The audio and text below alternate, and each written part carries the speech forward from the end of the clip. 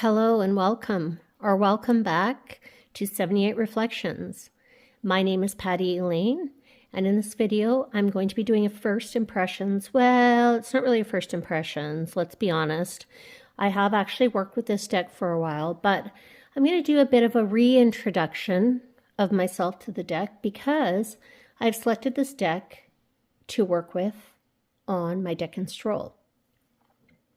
And so this is my chill version of a Decan walk. And if you're interested in joining me, I would welcome you to. I have posted a link to an introduction to my Decan Stroll in the description box. And I will be creating a playlist. But in this video, I just want to do an overview of the deck and a deck interview. So this is my travel deck, and I really like this deck. It was my first deck that I bought that had some Zodiac aspects to it, and it's in a tin. I use it for traveling, which is great. It's a US games deck. It's very affordable. It's available at my local store. But you can also get it in Amazon and probably Indigo and other places like that. It's so cute, and the images are beautiful. It's got the standard kind of US games cardstock, but it's tiny. Like, look at it in comparison to the standard.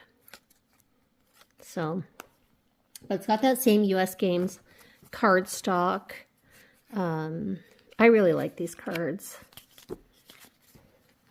I have small hands, so I love small decks.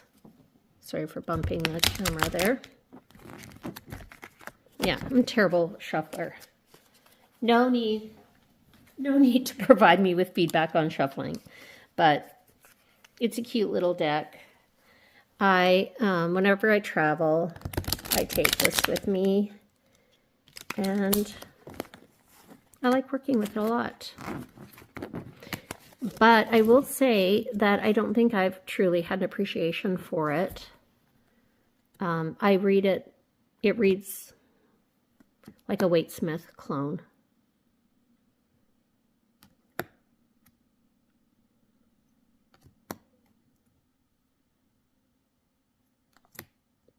But with some pizzazz.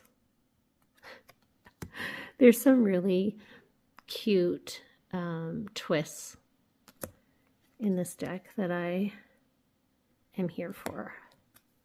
One of my favorite cards in this deck is the Five of Wands. I don't know if we'll come across it, but the reason why I love it is because it really showcases the aspect of the Five of Wands, which is, bringing together of differences.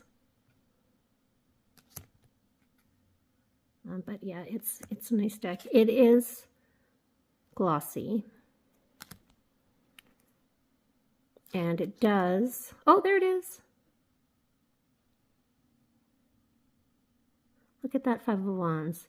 They're all wearing funky outfits and really showcasing the differences and how they come together beautifully. Love that card. So yeah, this is... There you can see some of the astrology, which I have not really tuned into yet. The other thing I will say about this deck is the guidebook. The guidebook in this deck is so good, and you wouldn't believe it from just looking at it because it looks so tiny. But the information in this guidebook is so valuable. Because you can see it refers here, it says the Wheel of Fortune is Jupiter, Justice is Libra, and when we get into the minor arcana, it does refer to the decans. So even though it's very small, I'd be curious what the full-size deck guidebook is like. And I never noticed the QR code. Oh, it's just for US games. Anyway, I think the guidebook is fantastic. So with that, just don't want to leave you nothing to look at. I'm going to do, it's not a deck interview because we already know each other, but I would like for me and this deck to become reacquainted from the vantage point of going on a Decan Stroll together. So the first question that I'm wondering about is, what is your energy? What is your energy as a deck towards working with me on the Decan walk? The other decks that I've selected for the Decan walk are the Star Tarot, and that's by Kathy McClelland, also a mass market deck, and the Tarot of the Spirit, and that is Pamela and Joyce Eakins. And those two decks, I'm looking forward to working with them, but they're intense. So I'm just thinking the Zodiac Tarot from the perspective of being much more familiar, following the Waite-Smith imagery and messaging, especially given my desire for 2025 to keep things simple and keep things joyful. I feel like this deck is going to be the place I come to when maybe I'm not feeling too certain about the other decks, or when I need a bit of a more simplified approach. So I do wait for flyers, so sometimes it takes me a while.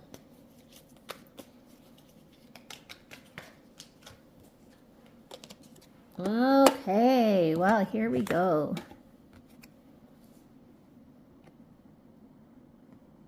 The Three of Cups.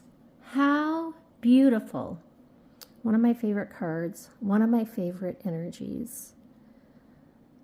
It's about sisterhood. It's about connection.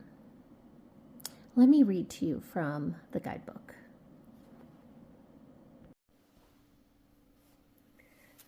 Mercury in Cancer. It's the second decan. Mercury brings the communication of emotions, whereas with Venus, we have the discovery of emotions in relationships with another. Here, we deeply communicate with many people. It is a card of sisterhood, friendship, sharing intentions, planning together, and working on something that truly captivates us. We share the same language, which is what happens when we are surrounded by like-minded people, friends like us, with whom we share mutual understanding upon first glance.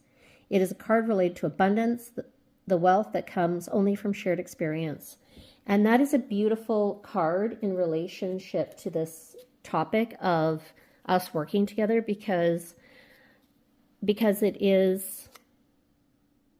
does follow the Waite-Smith. It is something that I'm familiar with, and we do speak the same language. So that is beautiful.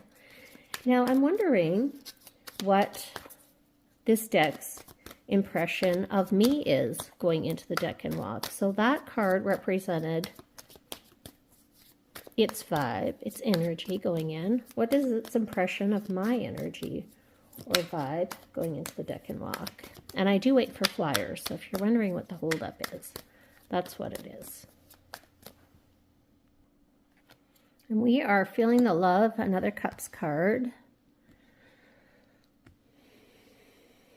The Nine of Cups, Jupiter and Pisces, the second decan. The Nine of Cups is a card of fulfilled desires. It can't be any other way, since here Pisces, and thus the inner world, emotions and dreams, meet Jupiter, the planet of success, expansion, and fulfillment. Pisces carries emotional depth and fullness that foretells the arrival of truly happy days. If we want something, here we know it's about to happen. The cups are almost complete. 9, the number before 10, invites us to a place of joyous expectation because we know that something beautiful is about to arrive. Keywords: fulfilled desire and waiting happily. Well, isn't this just a love fest? I feel like we are feeling the love. So with you as the Three of Cups and me as the Nine of Cups, how would you describe our work together on the Decan Walk?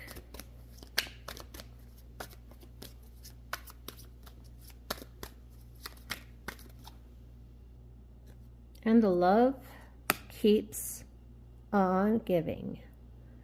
So the Queen of Cups.